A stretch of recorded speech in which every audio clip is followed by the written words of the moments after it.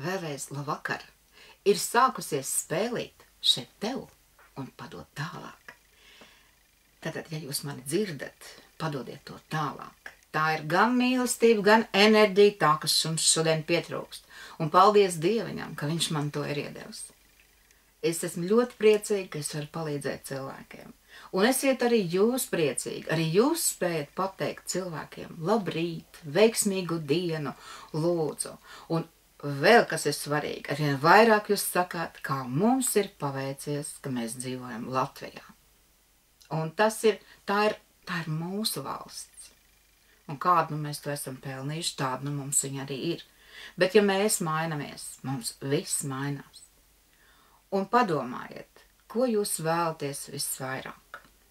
Es vēlos mieru un to, lai bērni ir veseli, un viņi aiziet gulēt, un otrā rītā ar viņiem viss ir kārtībā. Tā ir man vislielākā vēlme nākošajam gadam par mieru. Par mieru mūsu dvēselēs, mūsu sirdīs, mūsu galvās. Un tad, kad ir miers un līdzsvars, tad visiem ir labi. Bet tad, kad ir miers un līdzsvars, kurš tūlīt iestāsies, jo pie debesīm ir Venēra un Mars, un abi stāv blakām, tad tā ir zīme, ka šis līdzsvars tūlīt būs. Tad mēs piešķiebjam to muciņu, un tie mēsli tā, un prom. Un mēs viņus aizmirsīsim, it kā mums viņi nemaz nebūtu bijuši. Tam, kam nav vietas mūsu zemē, tie ir komunisti. Un es teikšu tā, komunists un kapitālists faktiski ir viens un tas pats. Tie šīs vecās sistēmas produkti. Mīlot savu zemi, mīlot vienam otru, netraucējot katram darīt savu darbu, mums arī būs šī augšupē. Mēs esam zemnieku un dārznieka zemi, bet mēs esam arī gudru cilvēku zemi. Un tik nelielai tautai ir tik daudz gudru cilvēku, taisni tāpēc, ka visos laikos, kad karoja, te staigāja garām un cauri, mēs esam ģenētiski uzlaboti. Paldies par to! Jo tādu tīru latvietis nevienu neredz. Mēs neviens neesam pilnīgi tīrs latvietis. Tad jau mēs nebūtu tik gudri. Bet mēs esam, un to saka citi. Jo vairāk jūs slavēsiet savus bērnus, jo labāk viņi strādās.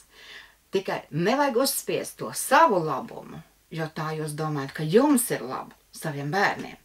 Viņa izpratnē tas ir pilnīgi savādāk.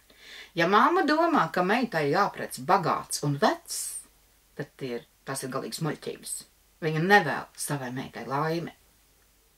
Jāprecās ar to, kur tu mīli. Un, protams, kad ir jāprecās. Ja šodien ir vīrieši, kas neuzņemās atbildību par ģimeni, un ārprāts viņam jādzīvo tikai ar vienu sievieti, bet tad viņš ir vājš. Viņš ir pavisam švakiņš, jo augt laulībā, abiem kopā augt un attīstīties, tā ir lielākā laime.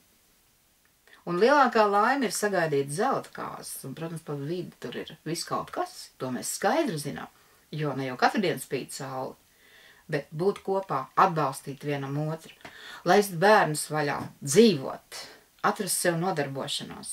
Un es skaidri zinu, to es jums kā gaišreģis saku, būs jāstrādā ļoti daudz. Gan par naudiņu, gan bez naudiņas, lai nākošais gads šī laikā mēs varētu visi priecāties, ka mums ir tā laime dzīvot šeit, šajā laikā un Latvijā, un būt Latvijas iedzīvotājiem.